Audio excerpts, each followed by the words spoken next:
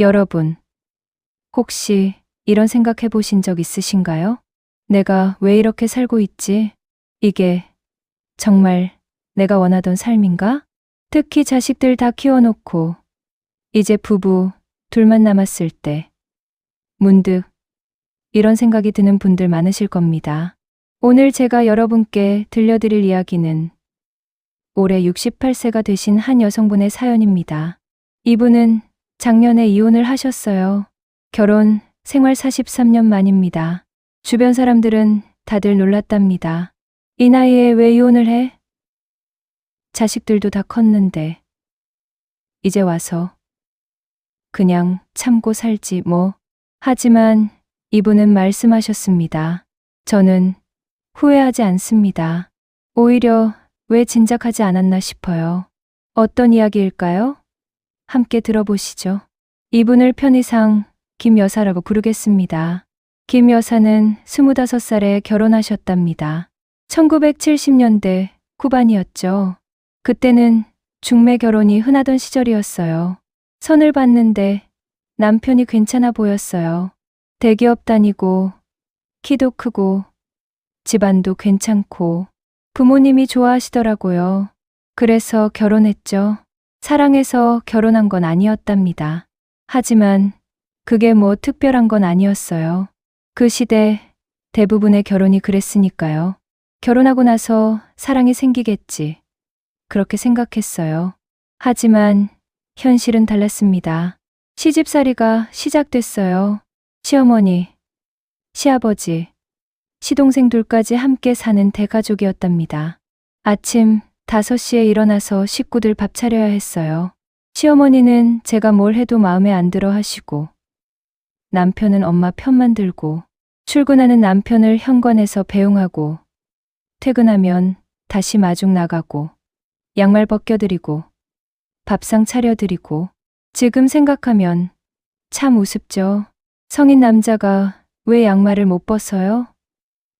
근데 그때는 그게 당연한 줄 알았어요. 3년 뒤 처자이가 태어났습니다. 아들이었어요. 시어머니는 무척 좋아하셨답니다. 우리 집안의 대를 이을 손주가 생겼다면서요. 하지만 김 여사는 산후조리도 제대로 못했답니다. 아기 낳고 일주일 만에 부엌일을 시작했어요. 시어머니가 며느리가 일을 해야 집안이 돌아간다고 하시면서 그렇게 아이를 셋 낳았습니다. 아들 둘, 딸 하나. 아이들 키우는 게 전쟁이었답니다.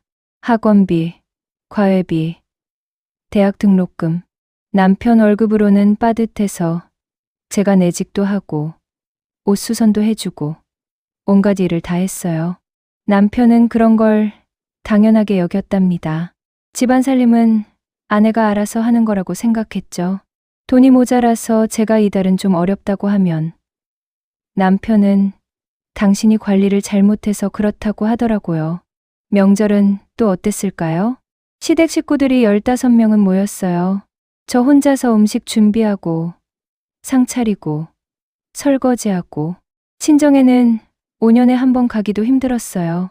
친정어머니가 편찮으셔서 가고 싶다고 하면 시어머니가 싫은 내색을 하셨답니다. 시집온 며느리가 친정만 생각하면 쓰나 하시는 거예요. 남편한테 말하면 어머니 마음 상하시게 하지 마 하고 그렇게 20년, 30년이 흘렀습니다. 아이들은 자랐어요. 대학 보내고 취직시키고 결혼시키고 김 여사의 인생은 오직 가족을 위한 것이었습니다. 제가 뭘 좋아하는지 뭘 하고 싶은지 한 번도 생각해 본 적이 없어요. 그냥 살았어요. 엄마로, 며느리로, 아내로. 그러던 어느 날이었습니다. 김 여사가 60살이 되던 해 큰아들이 결혼을 했어요. 그리고 며느리가 들어왔죠. 며느리를 보는데 문득 이런 생각이 들더라고요. 아, 나도 저랬구나. 저렇게 들어왔구나. 며느리는 시집살이를 하지 않았습니다. 신혼집을 따로 얻어서 아들과 단둘이 살았어요. 시어머니인 제가 뭐라고 하지 않았어요. 요즘 세상에 누가 시댁에서 살아요? 당연히 따로 사는 거죠. 하지만 그때 문득 깨달았답니다. 나는 왜 그렇게 살았을까? 왜 참았을까? 왜 아무 말도 못했을까? 그 무렵 친한 친구 한 분이 돌아가셨답니다. 같은 또래였어요. 갑자기 쓰러지셔서 병원에 실려갔는데 일주일 만에 돌아가셨답니다. 장례식장에서 김 여사는 생각했답니다. 인생이 이렇게 짧구나. 언제 끝날지 모르는구나. 그리고 스스로에게 물었답니다. 나는 지금까지 행복했나? 앞으로 남은 시간도 이렇게 살 건가? 대답은 아니오였습니다. 집에 돌아와서 남편을 봤는데 문득 이런 생각이 들었답니다. 이 사람이 나한테 해준 게 뭐가 있지? 43년을 같이 살았지만 남편은 김 여사에게 한 번도 고맙다, 수고했어, 사랑해라는 말을 해본 적이 없었답니다. 저녁상을 차려주면 그냥 먹고, 옷을 꺼내주면 그냥 입고, 아프다고 하면 약 먹고 자하고, 대화도 없었습니다. 저녁에 남편이 들어오면 TV만 보고, 주말에는 골프 나가고, 명절에는 친구들 만나러 가고, 우리가 부부인가? 그냥 같이 사는 남남 아닌가? 그날 밤, 김 여사는 남편에게 말했답니다. 여보, 우리 이혼하면 안 될까요? 남편은 황당해했답니다. 갑자기 무슨 소리야? 나이 들어서 정신 나갔어? 김 여사는 차분하게 말했답니다. 정신 나간 게 아니에요. 저는 진지하게 생각하고 있어요. 우리 이제 각자 살면 안 될까요? 남편은 화를 냈습니다. 43년을 같이 살았는데 이제 와서 이혼. 자식들 생각은 안 해? 창피하지도 않아? 하지만 김 여사의 마음은 이미 정해져 있었습니다. 쉬운 과정은 아니었습니다. 자식들이 반대했어요. 특히 큰아들이 심하게 반대했답니다. 엄마, 아빠가 뭘 잘못했어요? 바람 피운 것도 아니고, 도박한 것도 아니고, 그냥 조용히 사시면 안 돼요? 김 여사는 아들에게 말했답니다. 엄마가 행복하지 않아. 43년 동안 한 번도 내가 원하는 대로 살아본 적이 없어. 이제 남은 시간만이라도 내 인생을 살고 싶어. 딸은 조금 이해해줬답니다. 엄마가 결정하신 거면 존중할게요. 근데 경제적으로 괜찮으세요? 그게 문제였습니다. 김 여사는 평생 전업주부였어요. 재산도 남편 명이었고 연금도 남편 것밖에 없었죠. 변호사 상담을 받았어요. 재산 분할과 연금 분할에 대해서요. 다행히 법이 바뀌어서 배우자 연금의 절반을 받을 수 있게 되어 있었답니다. 재산도 절반을 나눌 수 있었고요. 제가 43년 동안 집안 살림을 했으니 그것도 노동이고 기여라는 거예요. 당연히 절반을 받을 권리가 있다고 하더라고요. 남편은 끝까지 반대했습니다. 하지만 김 여사는 흔들리지 않았어요. 재산을 나누고 연금 분할 신청을 하고 이혼 서류에 도장을 찍었어요. 그날 집을 나왔습니다. 지금 김 여사는 작은 원룸에서 혼자 살고 계십니다. 처음엔 많이 외로웠답니다. 43년을 누군가와 같이 살다가 혼자 살려니 처음엔 정말 힘들었어요. 밥 먹을 때도, TV 볼 때도, 자려고 누울 때도 외롭더라고요. 하지만 시간이 지나면서 달라졌답니다. 어느 날 아침에 일어나서 오늘은 내가 하고 싶은 대로 살 수 있구나 하는 생각이 들더라고요. 아침에 일어나서 누구 밥상 차릴 필요가 없습니다. 자기가 먹고 싶은 걸 먹으면 돼요. 어떤 날은 빵 하나랑 커피로 때우고, 어떤 날은 외식하고, 제 마음대로 해요. 명절에도 시댁에 갈 필요가 없습니다. 작년 추석에 친정에 갔어요. 오빠들이랑 조카들이랑 편하게 시간 보냈어요. 40년 만에 처음으로요. 취미도 생겼답니다. 요가 수업을 신청했어요. 그리고 수채화도 배우기 시작했어요. 평생 하고 싶었던 거예요. 친구들도 만나고, 여행도 다니고, 책도 읽고, 제 인생이 이렇게 넓었나 싶어요. 그동안 너무 좁은 세계에 갇혀 살았던 거죠. 물론 쉬운 건 아닙니다. 경제적으로 빠듯해요. 연금이 많은 것도 아니고, 그래도 제 돈으로 제가 알아서 사니까. 그게 좋아요. 자식들과의 관계도 조금 어색합니다. 큰아들은 아직도 좀 서먹해요. 가끔 전화하면 아빠는 잘 계시냐고만 물어보고, 그래도 딸은 자주 연락해요. 김 여사의 이야기를 들으면서 여러분은 어떤 생각이 드시나요? 어떤 분들은 이렇게 생각하실 수도 있어요. 그래도 43년을 같이 살았는데 조금만 더 참지. 자식들 생각해서라도 이혼은 안 하는 게 맞아. 나이 들어서 혼자 사는 게 얼마나 힘든데. 맞는 말씀입니다. 실제로 황혼 이혼 후에 후회하시는 분들도 많아요.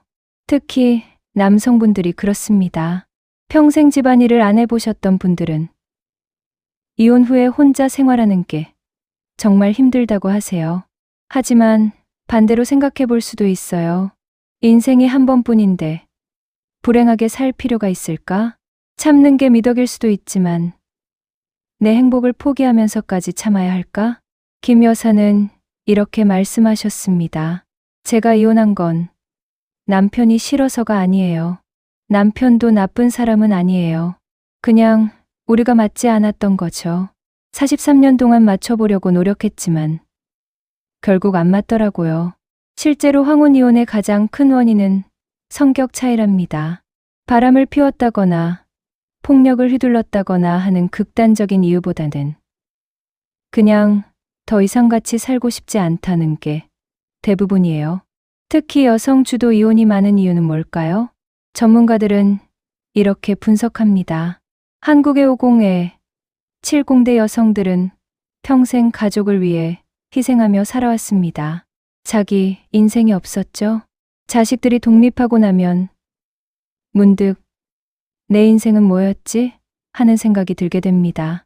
그리고 요즘은 경제적으로도 독립이 가능해졌어요. 연금 분할제, 재산 분할, 기초연금 등으로 혼자 살아갈 수 있는 최소한의 조건이 갖춰진 거죠. 옛날에는 이혼하고 싶어도 못했어요. 경제적으로 의지할 데가 없었으니까. 하지만 지금은 달라요. 그렇다고 해서 황혼 이혼이 항상 정답은 아닙니다. 여러분, 혹시 지금 이혼을 고민하고 계신가요? 아니면 배우자가 이혼을 요구해서 당황스러우신가요? 먼저 이것만은 말씀드리고 싶습니다. 이혼은 쉬운 결정이 아닙니다. 특히 황혼 이혼은 더욱 신중해야 해요. 왜냐하면 다시 시작하기가 쉽지 않거든요.